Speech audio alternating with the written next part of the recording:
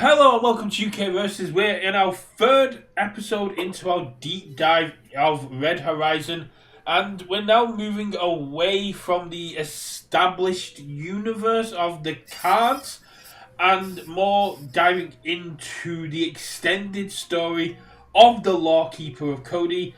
We've talked about how he took the gumbo or outer shell that Jason and Jasko created, and how he's added more substantial roots and mechanics and power scaling to each of the cards. Some characters got cut, some characters were given key roles, and this has all gone into now 2 novels worth of work, including additional art, deep story length, and I went away and I read chapter 1. Hopefully everyone who watched part 2 has gone away and also read chapter 1. And now we're just going to cover essentially the meat and potatoes of chapter 1 and what it was about. Before we get into that, how are you doing? I'm okay. I woke up today and that's always good. If you want to put that piece up that I showed you earlier, I just got Yuki to finish a piece that's for chapter 12 of volume 2, and I could show you the first picture he ever did for me, and I could 3 to 4 years ago, and then I could show you what he just got done doing today, and it is very much so. I've seen this kid grow substantially. Yeah, I mean, the image is absolutely gorgeous, and even if you compare it back to what we got in chapter 1, you can see the growth and depth of the art just from the chapter 1 images that I put on the images put on the video last week, compared to what the new volume is getting. So he actually redrew the first pictures from volume 1. I just didn't update the Google Docs, so you actually haven't seen those. Well, I mean, I have, because I have the folders, and I've seen the sketches and all sorts that I'm not putting up on there, that I might put up now because I've actually had a chance to talk about. But that's also part of why I want to kind of have a chat with Yuki about the sketches and about the stuff, because I have all these assets that I kind of want to use. Oh yeah, the only problem with him is that he lives in the Philippines, so if you already thought it was a 6-hour discrepancy between me and you, it's like a 12-hour discrepancy between me and him. So I'm just getting off of work sometimes, and he's texting me at 2 a.m. when he should be sleeping. Yeah. You know? So the first chapter of the Red Horizon volume, we have 5 characters introduced. Well, 4 characters that get named. One that kind of gets dropped through their appearance. And then we get a bunch of non-named NPCs that kind of show up and are very quickly dismissed, like drivers, doormen, and a boardroom full of people that should be golfing. Mm-hmm. See, I actually read the book. So Enki. So this is one of the first things I wanted to bring up as we talk. It's a lot of people had questions about Enki initially whenever they read it. And it was it's sort of like this nonsensical, futuristic company. It was also presented to me as that before I had to go, but wait a minute, how does the company actually work? And why is it all hinged on this man specifically and nobody else, right? Yeah, so Enki is the pharmaceutical, medical company that Reece Williams and his dad created, utilizing his healing factor thanks to his celestial, his awakened spirit, his guardian spirit. That's the one. His guardian spirit. One of the big things kind of about the book is there's no. You don't talk about the abyss or the ether. You don't talk about the actual world itself. You kind of just go. You wake up as Reece wakes up, and find out that Vincent Gray has been elected president. So if you're not familiar with Red Horizon, you're kind of going in blind with Reece. But if you're familiar with it, you kind of got the context clues ready to go. Just from my point of view here, what made you go with that aspect rather than some novels you get that in this magical world things such as this exist and we're going to be following one such hero. I kind of went with what I did, and I explained it a little before in episode 2. Was that it's easier to get someone in when you don't set their expectations too high.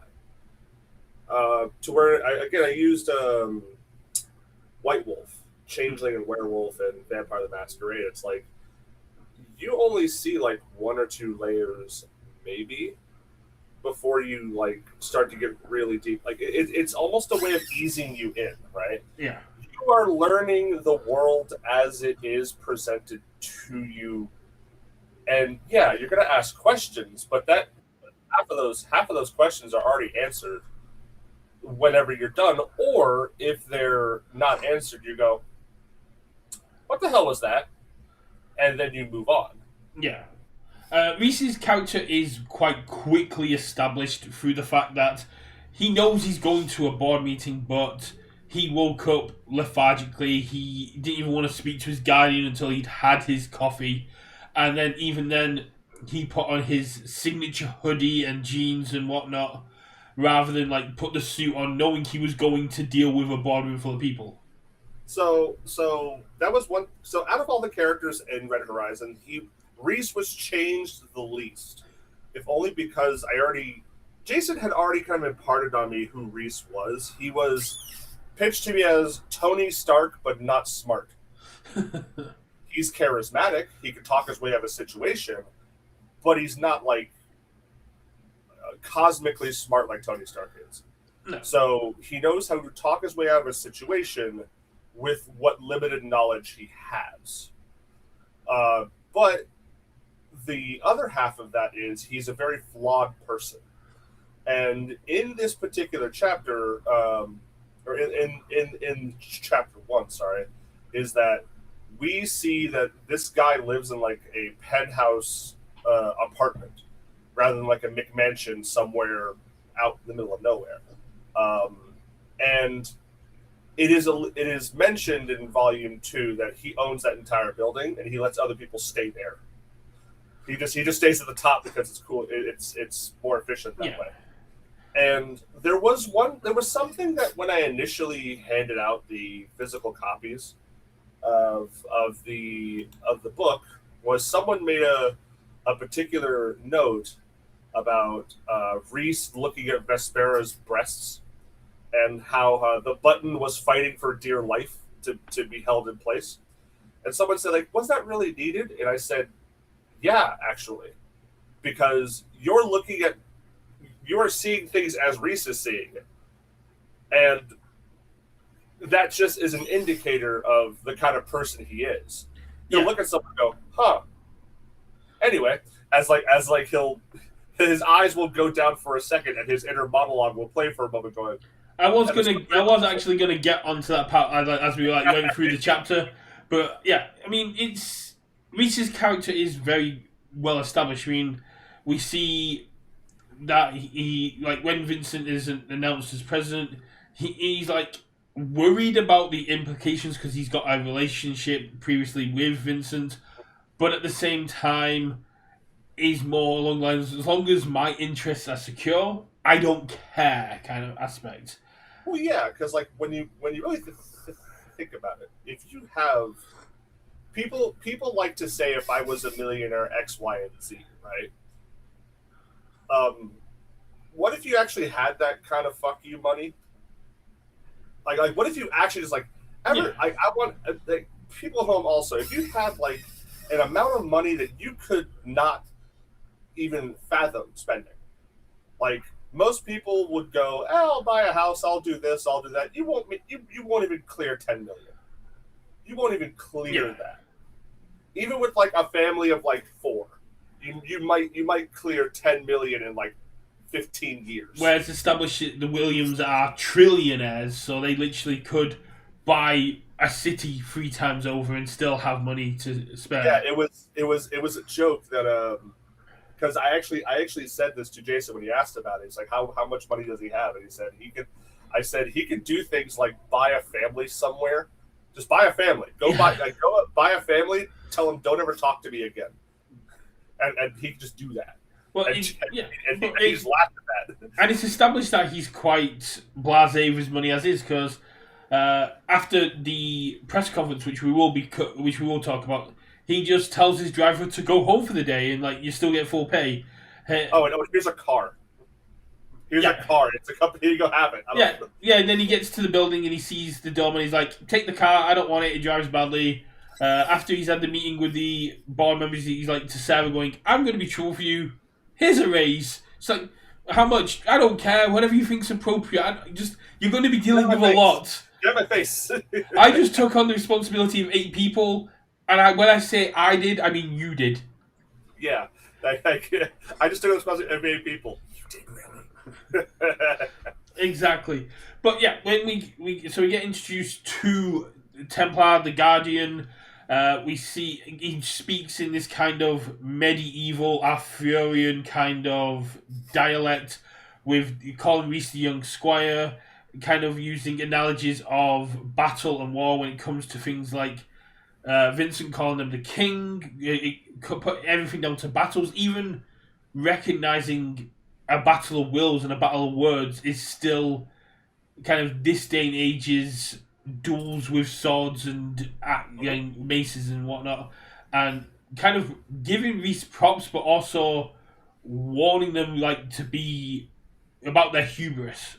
Yeah. So Arthur as a character is supposed to give, and I say Arthur because I'm pretty sure I'd say his name at that point somewhere in the chapter, but if not, big spoiler. Because I said it already in the previous episode, so it's not a big spoiler anyway. Is that he is supposed to provide a little contrast to Reece, while Reece is a little like the wayward. Like, that's why he calls him a squire. He's my wayward young up and comer. All Arthur really does is just give him guidance on things, and will often just compare it to something that he might know. Shocker. Arthur doesn't terribly know much about a lot of things. Yeah. So he'll have to compare it to whatever little bit of knowledge he has. That was one of the points I wanted to bring up, because you said like the Fate series was a big inspiration for like this kind of aspect, but I do remember in the Fate series the servants kind of come into the world having been almost downloaded with cultural customs and languages and the history of the world, so they can kind of fit in and not stand out, whereas I guess Arthur, being incorporeal, doesn't have to blend in and is more I guess he time skips between awakenings. He hasn't really experienced human history. So he does. So the idea I tried to present before is he's just a ghost wandering around. Now, he may know many things, but he still is a dude that probably existed about 500, 600, 700 years ago. And it's really hard to change when that's all you've really known up until now. Plus, he can't really interact with the world. That's something I tried to mention, is that Guardians, when they die, they are ghosts. Unless, like, they can make things like fall over, like they could knock something over, like auspiciously. But like, no, they need to present themselves through a person and endow them with abilities, and that's how they interact with the world. Arthur probably knows a lot of things, but he doesn't really know how to express them or to think about it in the right way, because he's probably still a guy stuck in his old ways. He probably does know a few things here or there, but he wouldn't know ass or elbow of like a cell phone. He would know that you talk in that thing, but he doesn't know what actually a cell phone is. He never touched one. Yeah, he wouldn't know like how it actually works. He just knows it's a communication device, similar to like the TV. He knew that the images on there weren't magic, and he wasn't having that stereotypical thing of there's little people inside your box kind of thing. He was like, no, I've seen these before. I have no idea how they work, but the oracles have said things. It's like, well, yeah, that actually is what he would call them. They are the oracles who foretell things on TV. Yeah, that's probably what he would call it. Also, Jason did present the idea of Arthur speaking Welsh, and I was like, no, I'm not doing that. I'm not having him speak with some kind of nonsense. I'm sorry to the Welsh people, but like if you really hear yourself speak to a normal person, you're not communicating very well. It seems like an SNL skit. If you are in Wales, you do. They've got road signs. There's villages that still speak it. It's still like Gaelic up in Scotland. It's still an active language. It's just only active there. Yeah, like it would be you like going to I think it's South London and hearing someone speak with a Cockney accent. I'm pretty sure you would even go like, well, I'm sorry, what? No, what did you say? I mean, in the UK, if you drive an hour down the road, you've gone through 3 different regional accents. It's a bit weird. Yeah. I can barely understand the people in Somerset, in all honesty. I was sold this on the hobs and knobs, the bits and bobs. It's like, I'm sorry, what was that? I'm saying again. It's a lot of fun to confuse people with Cockney rhyming slang. But anyway, so I do like how Reece's character is immediately contrasted by consequences of his actions. Like how when he meets his new assistant Sarah, it's like there's a press conference downstairs. Like, it would be nice if you told me. He's like, I tried to call you, you ignored me. And then after the press conference, like, oh, we got a meeting.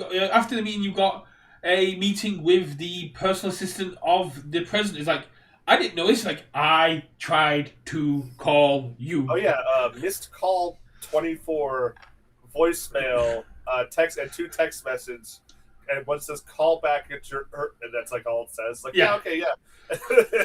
And it's like, I'll get up, I have my coffee, and like even like the arrogance of like putting the finger up, like, I'm going to finish my coffee before anything.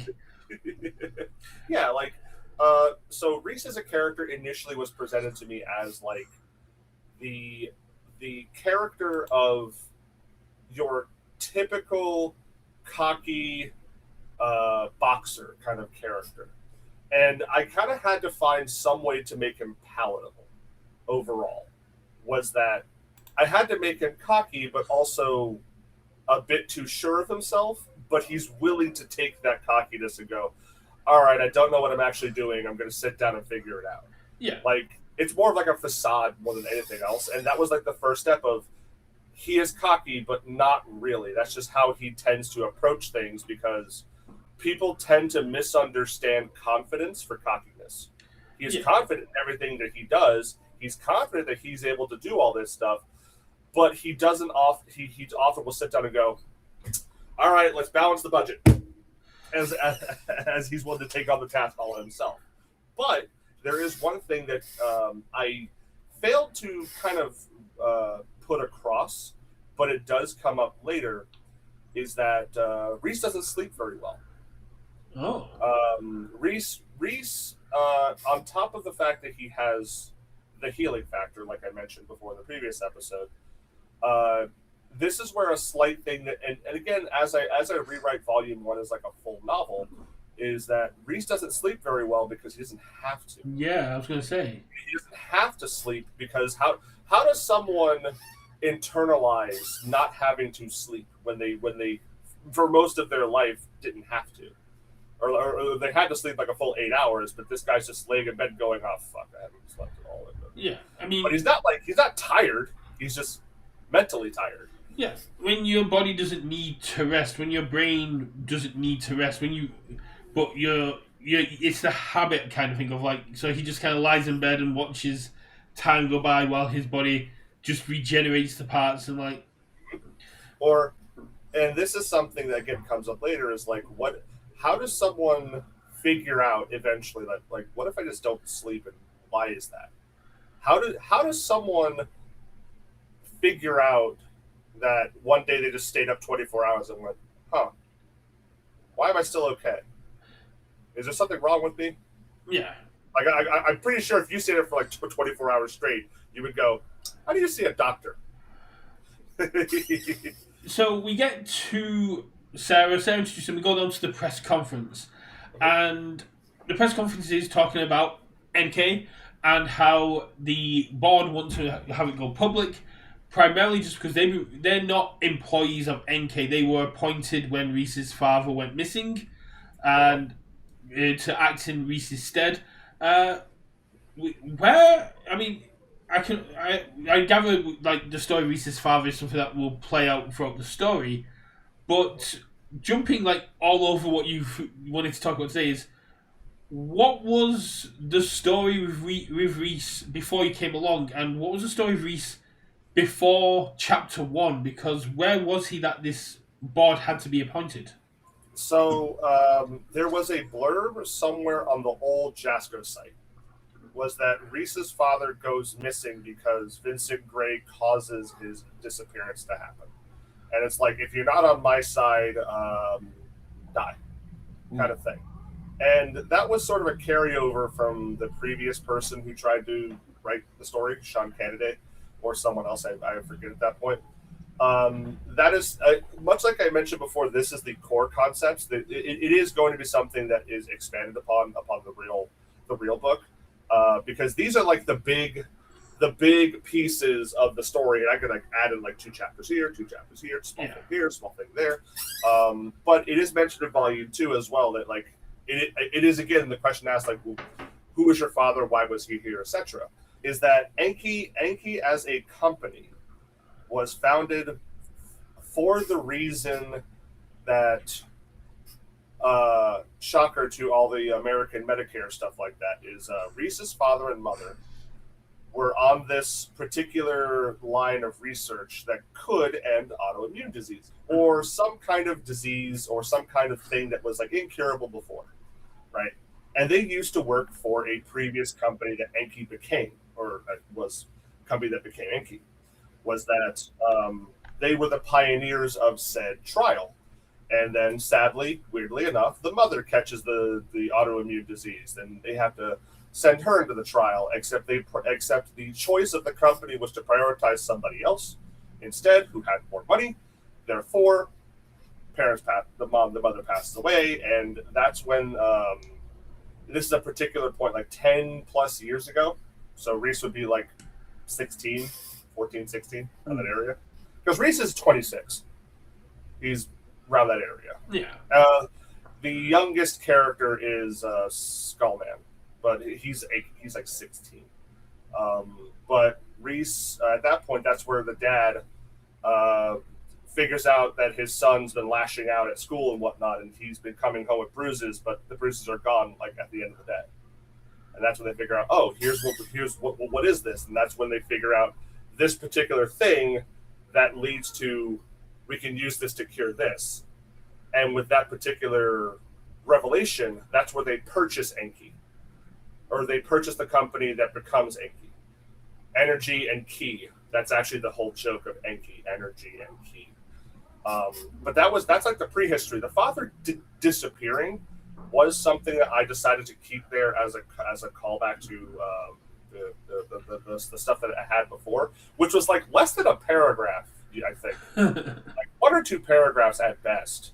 But it was more so like it boiled down to, if you're not on my side, you must die, and a bomb goes off and the person disappears. And it's not even named who it is, right?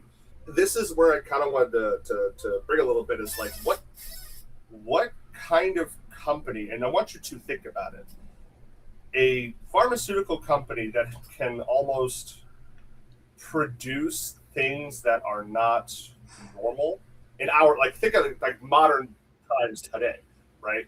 Yeah, what if this random company can like give treatments to people that almost cures 90% of cancer patients, but they only ever will tell you come to us to do it. Yeah. Like they won't say like, oh, we released a patent. It's like, well, how do you do your research? Well, can you release how you do it? No. Well, what about regulations? Not telling you. We can't tell you. We cannot tell you how this works. Well, how does this affect public opinion? And that's actually what most of the conflict between the board wanting to go public and Reece telling them no. Yeah, it comes up also with the meeting with Natalia, where it's leverage that Vincent is able to use against the company. Uh-huh. And one of the questions is, hey, what is the specific one? Hold on. Mr. Williams is rumor that Enki Pharmaceuticals would go public, and he goes, nope, not going public. No. Next question. Because that's they wouldn't know what to do with the information to go public. They don't know what any of, like, they have an idea, but at the end of the day, the buck stops with Reece. Yeah. Because, and I do explain, I do actually have in my notes and like the design is that, and it actually shows up in this book as to a hint as to how it works. To where Reece will come up and touch something, and because he has the particular energy or ability bestowed to by Arthur, it can transfer onto another person. So yes, sitting there in like a test tube, like being like, yes, hyperbaric chamber, being healed up with the juices like a Dragon Ball Z, where Goku's inside of like he's inside of like the water chamber, and he's got the thing over his mouth like this, and it's like something like that, and he just goes boop and touches it, and that's what is able to pass on his abilities, even if for a short time. So the whole process of that is like a very personal thing. And even if everyone in this room decides to go public with Enki, they would essentially be selling a company that doesn't have the golden goose that they're trying to sell. Because, I mean, Arthur even mentions in the chapter, like, he doesn't understand how they're able to replicate his powers, even to a minor extent, the way that they have. And Reece is just like, me and my dad figured it out. But and explaining it to you is Bowser just say, like, it's magic. Just tell you it's fucking magic. But speaking of the press conference, we get Reece outright shutting down the company's going public. He's wearing his trademark hoodie as always. And then we get the introduction of one of the card characters, but they're not really introduced. The description kind of gives them away. Primarily the piercing blue eyes through the sunglasses. Because, I mean, if you just went voluptuous figured, big-breasted characters, like, that's half of Red Horizon. Hell yeah, brother. The art, but it was like, the blue eyes, it was like, okay, that's Vespera. And it's like, but it's really interesting to see them coming up here, not being introduced, and kind of just hinting that this character is going to be important later on, but at the same time, not having the same kind of aura that Natalia has later in the chapter.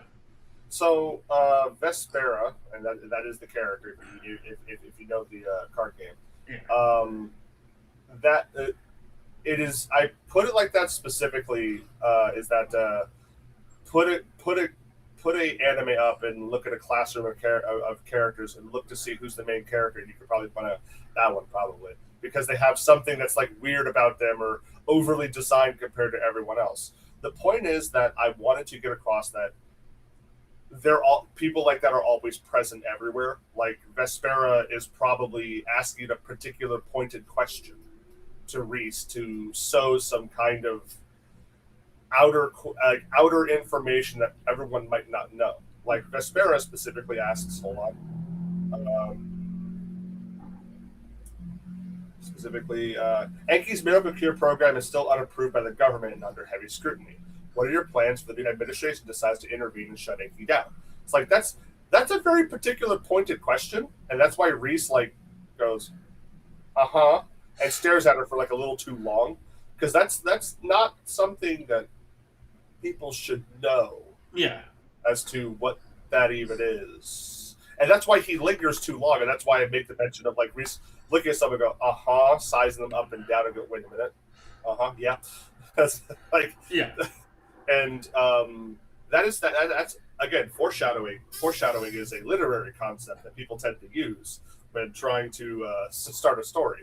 And that is essentially what a little bit of foreshadowing is that there's always going to be something the idea was there's always going to be something hanging around in the background that's going to try and influence the world in its own way. Yeah. Right? And I only have so many characters to work with. I can't just keep introducing more things over and over and over again and just leaving them by the wayside. So I figured I'd use Vespera because it was always described to me as Vespera was Natali's underling. Like Natali's go-to gal for things. Yeah, so she's kind of there. I imagine it might come up later, but she was kind of there to plant the seed into Reece's head. So when he had the meeting later on, that it was fresh in his mind that I need to secure my trade secrets while he's playing checkers, Natalia's playing chess, because we don't need to linger on the boardroom meeting as much. I mean, he leaves the press conference. gives the driver the day off, drives there with Sarah, they have a conversation, gets the board meeting, essentially disbands the board and takes on all their responsibilities, and then tells Sarah she's getting a promotion because technically she's taken on all of their responsibility now because he has no idea what he's doing, which is, again, it's the He difference says between, openly, I have no idea what I'm doing. it's the difference between cocky and confidence, because if he was cocky, he'd be like, I've got this, I'm going to do it all. The confidence thing was, I know I can't do this, but if we do it, I can learn from you, and eventually I will be able to do it. And that is kind of like showing that Reece is redeemable in that he's naive, but he's not stupid. So the whole point of the board meeting, and I actually do plan to like restructure it a little bit, is that you're in. It's supposed to set a contrast between the fact that you have a room full of people who are only interested in profit, and you have a person here who wants to do good in this world, but he has to do it in a particular way. Yeah. These people don't actually care at all. That's sort of the contrast I was setting up there, and especially for a company like Enki, it needs to be run by people who do not put money before anything else because they already have enough. They don't need yes, it is here. The unreasonable thing about Reece is that he is a good person. Shockingly, that's the most unreasonable thing about him, is that he is a good person, and that's actually kind of like something that my writer friend had told me is like I can believe everything about that, but not that. I can't believe that Reece would do something like this to not prioritize profits and like this. And I was like, you know what? That's actually a good thing. Well, that's actually the most unbelievable thing. I think it's more to like self-preservation, that's because he does say in the meeting, like, we have all these profitable things that we already do. We're already making trillions. This one miracle cure, we don't need to charge for it. It should go to who needs it. It should go to them when they need it. But at the same time, it's similar to the pattern. It's similar. The more, if they started charging for it, people would start asking more questions about it and going, what am I putting into my system? But if you just literally go, I have this free thing that's going to make you better, most people go, well, if it doesn't cost me anything, I might as well give it a try. Yeah. Now, yeah, you can obviously take a lot of these little threads and go, well, what if this, and this doesn't make sense, it's not realistic. I have a little secret for you. It's fiction. Yeah. There's going to be certain, like there's a floating ghost man over here, and that's the thing that you're going to call umbrage with. I really? mean, free healthcare in America is always going to catch people off guard. Oh yeah, of course, yeah. And at the end of the day, the reason why he fires the whole board is because it was there. The board was supposed to be established as a holdover, and it was the whole idea of a character being overwhelmed by what he is doing is something that Jason had mentioned to before, was that Reece and Vincent was like his personal ideas of taking on something that it was too big for him. Yeah. And he had to constantly struggle with it. And I'm not saying Jason is Reece. I'm saying the situation that Jason Vronsky put himself into willingly is the whole allegory for that. And I kind of kept that in because he does set himself up to essentially fail in a certain respect, but he has to push hard, right? Well, you've also got this diametrically opposed ideology, like the two sides of the same coin. Both Vincent and Reece have now been thrust into these very powerful positions.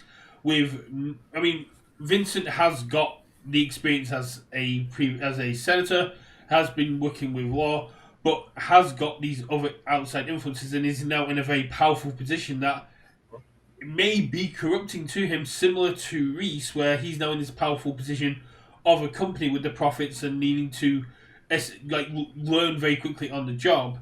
It is kind of two sides of the same coin.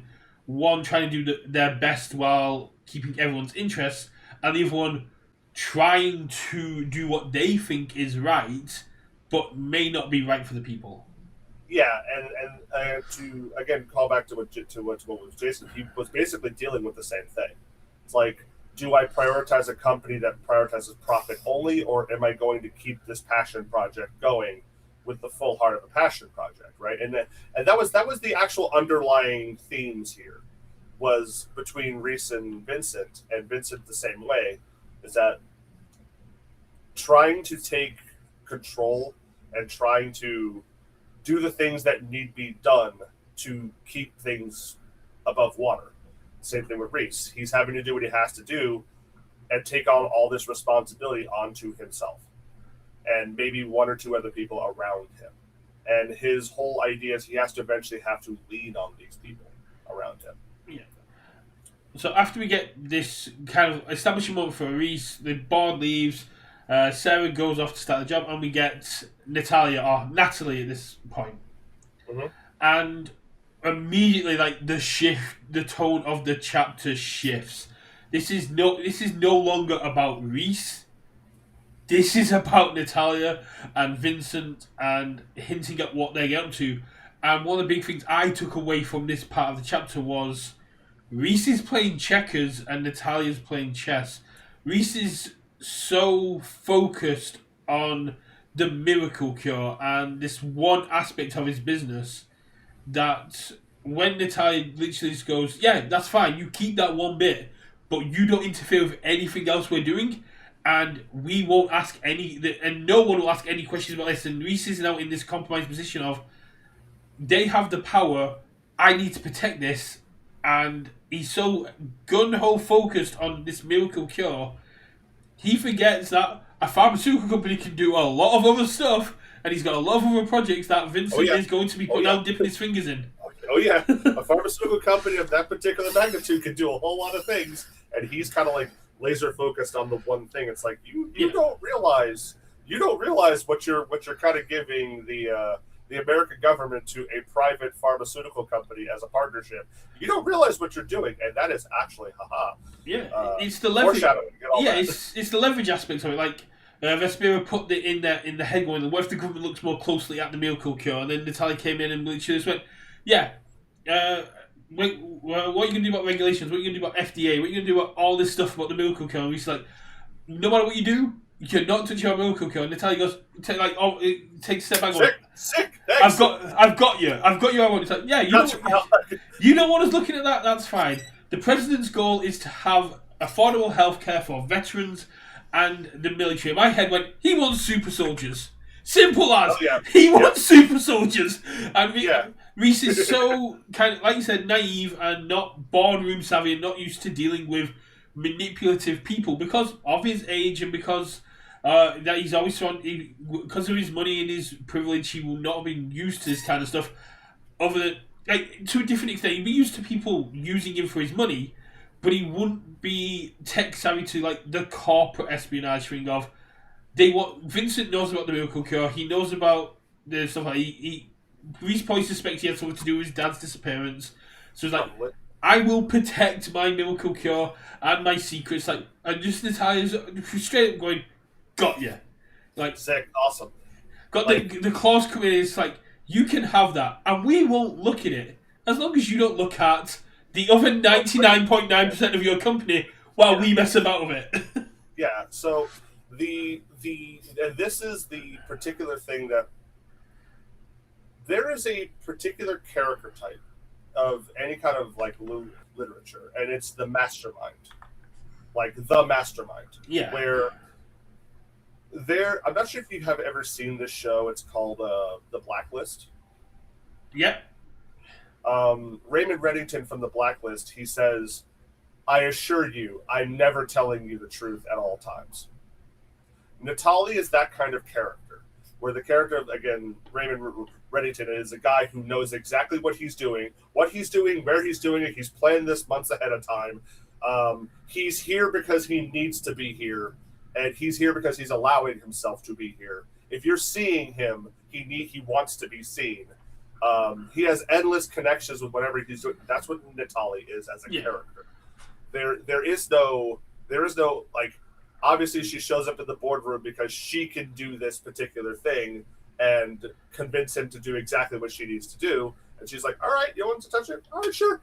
No problem. We can me and you, we're good. I just need you to not look this way when we don't look that way. And she preys on his naivete. I was thinking more along the lines of characters like Joseph Joestar, Anna Conjay from Classroom of the Elite, the kind of things like Joseph Joestar's big like closing move line is, "I knew you were going to say that," because he puts his opponent in a position since the beginning of the fight of going, "I knew how this entire thing was going to play out, and you fell into it." Even when I was at my, it's like the Sun Tzu's Art of War. When you are weak, project strength. When you are strong, project weakness to lull your opponent. Natalia is playing the long game, and kind of like almost what the Demiurge and Albedo think Ainz Al is doing in Overlord, but Natalia is actually capable of doing it. Yeah, there is a particular line in Volume 2, because in Volume 2 I go over the first meeting between Natalia and Vincent. And Natalia says, "It took me over 500 years to get this plan in motion. It should only take 10 of your years." Like she is, there is a joke in a show called Leverage that there is a plan A through Z, and sometimes some extra A2, A3 kind of stuff like that. Like there's a plan for everything for her. Yeah. She has all contingencies covered. Even if Reece didn't agree to hear, she was going to ask him something that was going to be like, but what about this though? But what about that though? And like she is a character that just knows what she's doing, and she will get what she needs because, again, she is here for a reason, and she is speaking to you for a reason. And she is playing not 4D chess, she's playing interdimensional chess. She is playing chess in a different timeline. So that, and actually because we managed to bring that up unexpectedly, is on my bullet list of what we're going to talk about here, is that why did I choose the particular format I did? Instead of following one character all the way throughout and seeing their particular journey, the reason why in Volume 1 the chapters are so meaty and so big is because this has to be the setting the stage of what's to come, right? Chapter 1 focuses only on Reece. And we don't see Reece again until like chapter 3 or 4. Chapter 2 focuses on this. Chapter 3 focuses on this. And Leverage kind of does the same thing, where all these characters are interlinked together, but they're all telling their own stories at the same time. Yeah. Like, Hardison's just as important as Elliot. Elliot's just as important as Parker. Parker's just as important as Nate. And in order to make every one of those characters important to the story, I had to take Volume 1 and go, I have to make each one of these set their own storyline in place and to move along there. So Chapter 1 is focusing on, here is the normal banalities of the world right here with Reece. Here is the normal shit going on over here, while I think I referenced Reece in Chapter 4 or 5 on the TV that's playing in like the shopping mall as an announcement for the president's happening. He's there to kind of go to, he's up here, next guy's down here, that guy's over there, that guy, like, to give a bigger, broader view. And that's essentially the format I went with. It's also kind of hinting at these other characters will become important. It's kind of a Chekhov's gun situation of, you don't introduce a character like Vincent Gray without utilizing them later down the line. You don't introduce you don't have all the the anime faceless NPCs in the crowd, and then go, here's Vespera with the blue eyes, and then they'll never be seen again. No, this character will eventually become more important. Same with Natalia. I imagine Sarah might pop back up, but that's more of a sideline character. But Sarah is the only other NPC that has more design put into her than everyone else. Because when Yuki originally asked, what do the other people in the room look like? I said, I don't fucking know. You figure that out. I don't know what these people look like. But yeah. And he's like, are they businessmen? Yeah, sure, they're businessmen. Think of what a businessman looks like. But, yeah, that's the kind of thing you've got to establish the world. But if you just did it like, here's Reece's story, when you got to Natalia, you have to kind of replay it. Whereas if you go, we're following Reece, but these other characters are being hinted at. You can kind of establish and go. Well, you don't have to retell that part. It's like, oh, we've already met Natalie, but what were they doing before this meeting? What did they do after this meeting? You can like lay the bread works. It kind of makes sense, and that is a great way as to why you kind of selected this style and format.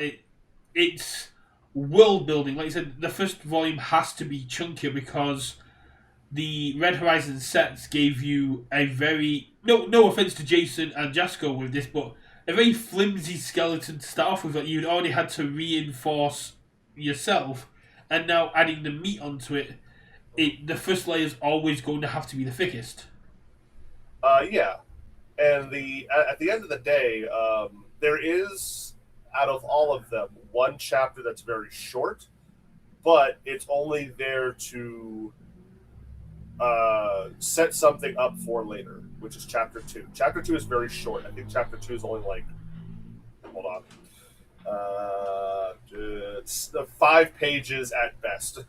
Well, that's going to make next week's episode a bit shorter, but as we move to wrap up, because we were talking almost an hour, which I didn't think we were going to do with like this level of chapter, but we'll go with the second to last point. Seems like we've jumped up and down this quite a lot.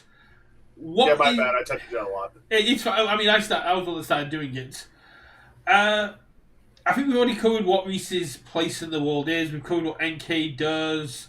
So, what is Chapter 1 supposed to be doing, and what kind of stage is it setting?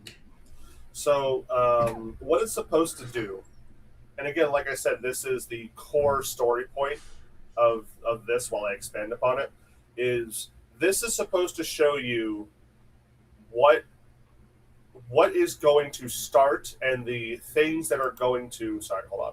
It's supposed to tell you this is a thing that exists in the world that is going to fundamentally be the catalyst for the rest of the story. This particular thing of Enki technologies existing and Reece taking over is essentially the domino that is the first to fall in this entire plan for Natalie. This is the first domino that's going to affect everything else, because the first problem is that there is a person running a company that does not know how to actually run things. And this is the first issue that's going to cause other issues down the road. Yeah. And the fact that it's very apparent off the rip that after that particular meeting between Natalie and Reece is that Reece just gave her a blank check. Yeah. He just handed over a blank check of, please make weapons of mass destruction. Here you go. Yeah, he literally just went, as long as you don't touch this one thing that I'm doing to do good with, do what you want to the other part of this company because I don't care. And you have no idea what I have planned, boy. Yeah, and it's one of those things that this is a pharmaceutical company that you need. I'm really surprised Sarah wasn't part of the meeting just to be like, you're fucking this up, because that's how you doing it, guy. Yeah, it's just things like you just basically said this. You've immediately highlighted this is what I care about, and as any seasoned negotiator that's been around for 600 years is going to be able to tell you, cool, you've told me the one thing you care about. I'm going to exploit that. Yeah, like you're playing with your hand open. That's the problem. But yeah, hopefully the second chapter is a lot shorter to talk about, because it is like a quarter of the size in comparison. We will probably still end up talking for an hour about it. Well, that's a good thing. That means that means we're both passionate about what we do. Yeah. Right. I mean, this chapter had a lot going on, even though it was only like 4 different things. We got a lot of characters introduced. There was a lot to expand on based on what we'd already talked about. So, like, the first time I read it, I didn't really absorb it. I had to go back and reread it. And rereading it with the additional knowledge I got from the previous episodes made it a lot, not easier, but a lot better to digest, because I was able to start theorizing and crafting and start seeing where these aspects of the world were, because the first time I read it, I didn't know that much about Red Horizon, but knowing about the Abyss and the Ether and these other influencing forces and all that made it easier for me to understand and go, oh, this is what Natalia's doing, this is what Vesper's here for, this is what Arthur and Vincent are coming in. So it's got me more hyped to read chapter 2 and find out what's going on from there.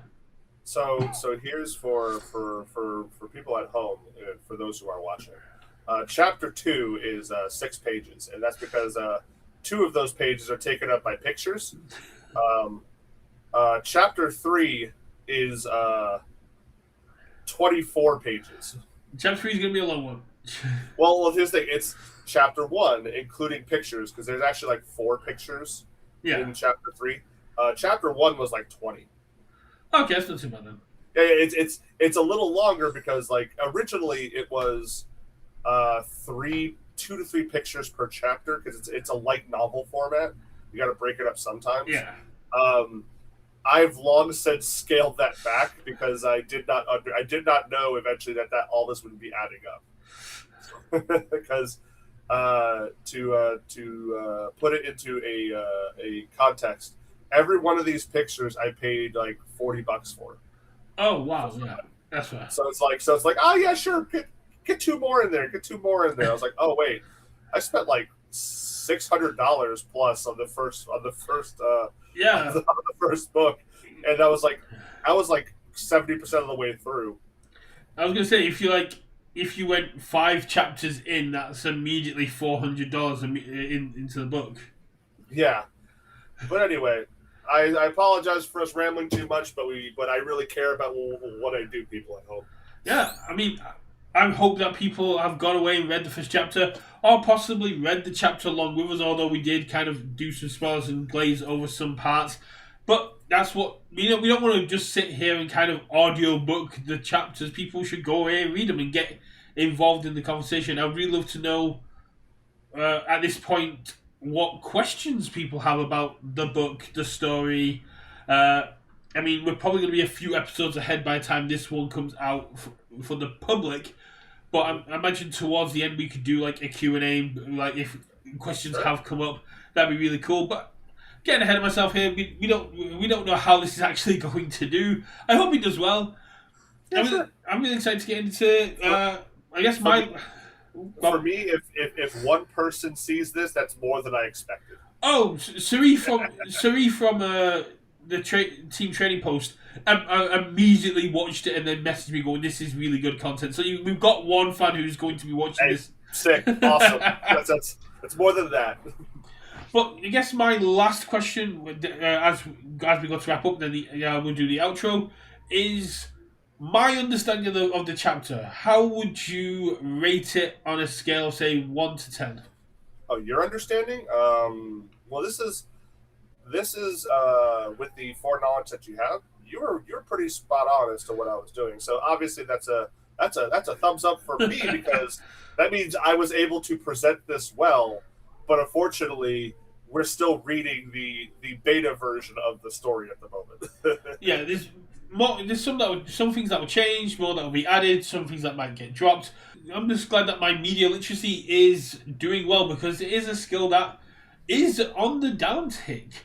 But we won't stick on that. Thanks for being here, Cody. It's been absolutely great getting to chat again to do more about Red Horizon. We'll be back next week with part 4, taking over chapter 2. I'm excited to get into what chapter 2 is about, even though it's only 4 pages.